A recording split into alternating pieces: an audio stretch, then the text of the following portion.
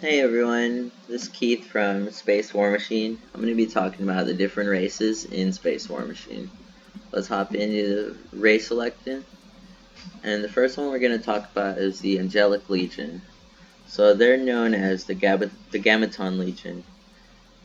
And they are a lawful good race. Their passive allows them to do damage within the area. So if you're not an angel, you're getting hit by their radiation damage.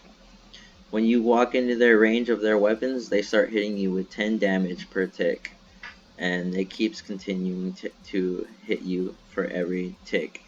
The more angels are out on the field, the stronger this damage weapon effect is going to be.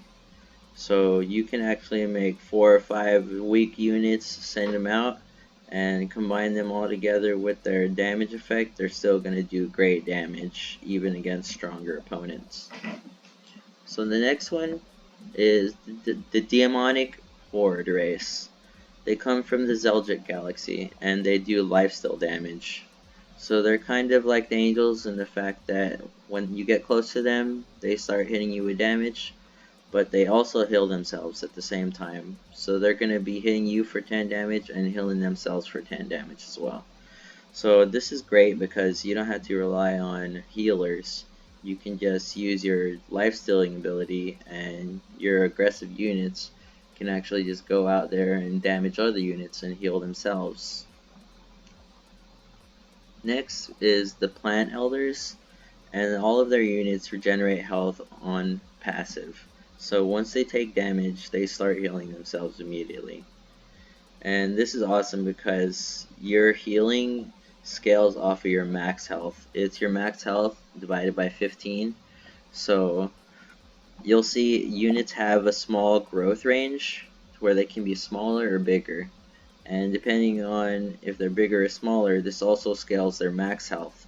So bigger units will always have more health than smaller units.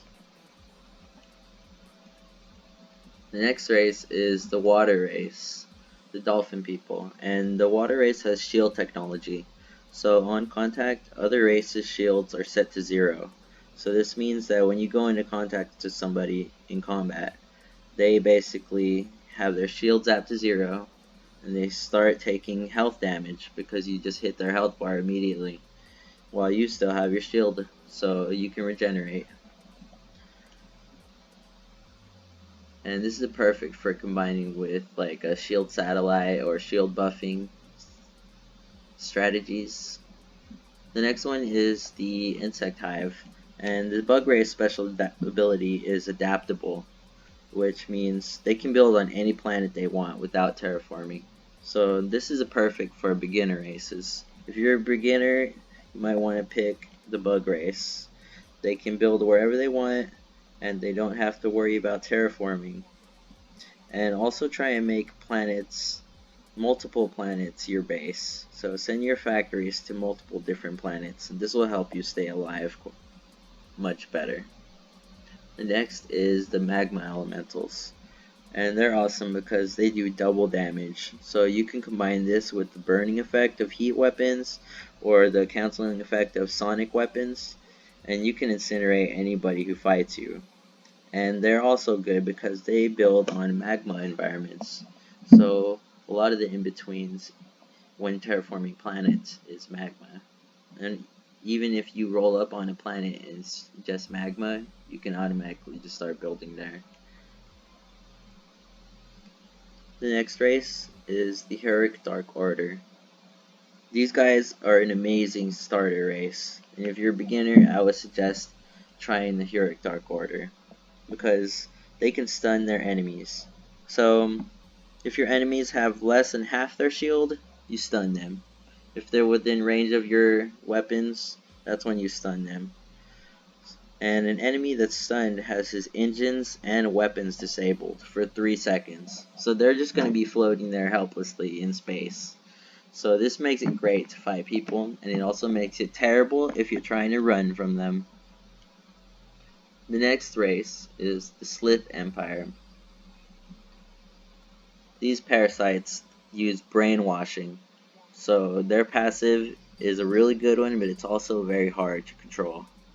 So if your enemy has less than 1/4 shield, they're brainwashed and they change to your team. So they still keep their race. So if they have a special ability that's really nice, you can start using that special ability as well. And this is great for having a small number of Slith ships, and you can take over a large number of enemies. But you gotta watch out, because this will leave your base open for attack. The next race is the Stone Mystics. So the Stone race is really amazing because they have immunity ability, which means they have immunity to all the other races' abilities. They can't get stunned by the Hurric, they can't get brainwashed by the Slith, they can't get shield zapped by the water race, and they also have increased armor, which means you have to do more damage to hurt them. And armor rating is based out of 100%. So if you have 50% armor, then you're going to prevent 50% of the damage coming in. And compared to a normal unit that would have 50% armor, a rock race would have about 75% armor, because they would take half of the initial and add it to the total. So the next race is the machine race, and they're really fun because they can teleport. So this is really good because if their life is less than 1/4 of their life left in combat, their engines kick in and teleport them back to their origin.